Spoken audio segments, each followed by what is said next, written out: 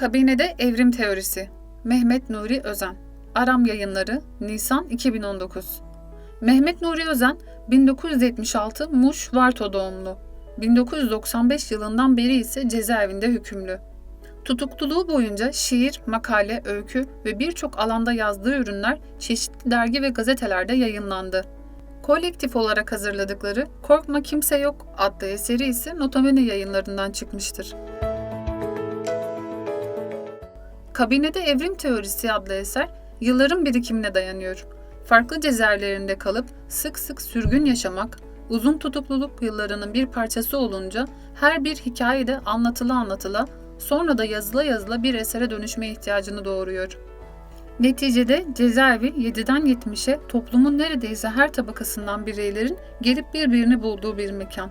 Okumuşu, üniversitelisi, köylüsü, şehirlisi, yaşlısı ve genci ile aynı kültür ortamında düşünce, hele bu ortam bilinç düzeyi yüksek tartışmaların, okumaların bir alanıysa ve beraberinde bir takım zorlanmaları getiriyorsa elbette buradan mizah da çıkacaktır. Yazar bunu şu satırlarıyla ifade eder. Her tutsağın mutlaka vardır duldasında geçmişten gelen ve ruhunu gıdıklayan bir yarası.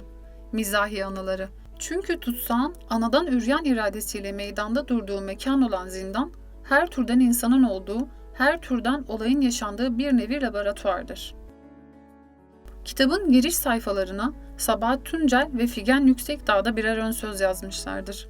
Zira kendileri de cezaevinde olup, öncesinde kendileriyle paylaşılan öyküleri okudukça tanıklıklarından bir parça ya da duyduklarından bir sesi hatırlamışlardır. Okuma düzeyleri farklı bireylerin benzer okuma, yorum yapma ve tartışma imkanı oluştuğunda afallamaları ve neticesinde mizahın ortaya çıkması cezaevi ortamında sıkça karşılaşılmış olan bir konudur.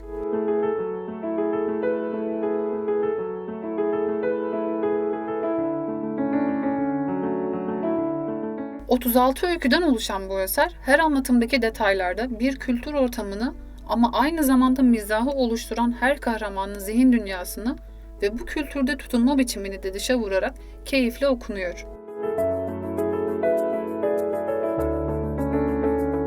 Kitap kapağına tanıtım niyetinde Özgür Ahmet şunları yazmıştır. Ben yerine bizi yücelten mizah şüphesiz toplumsaldır. Gücünü aldığı ve etrafında esasla dolandığı yer, yaşam denen gerçekliğin kesintiye uğradığı duraklardır. Umudunu, neşesini, mesajını ve yıkıcılığını da buradan çıkartır. Mizah taraftır. Çünkü en tehditkar kahkahalar tarihin kıyılarını tutabilmişlerden, tarihsel olarak kahkahaları atsız kalmış olanlardan gelmiştir. Haliyle bir direniş olanağı olarak mizah, zindan gibi kapatılma mekanlarında her şeyi birbirine yakınlaştırır. İzahı olmayan şeylerin mizahı olur ve zindan onu kurgulayan açısından izahsızdır. Bunun içerisinde kurgulanan trajediler ancak mizah yolu ile çıplak hale getirilip parmakla işaret edilerek ters yüz edilebilir.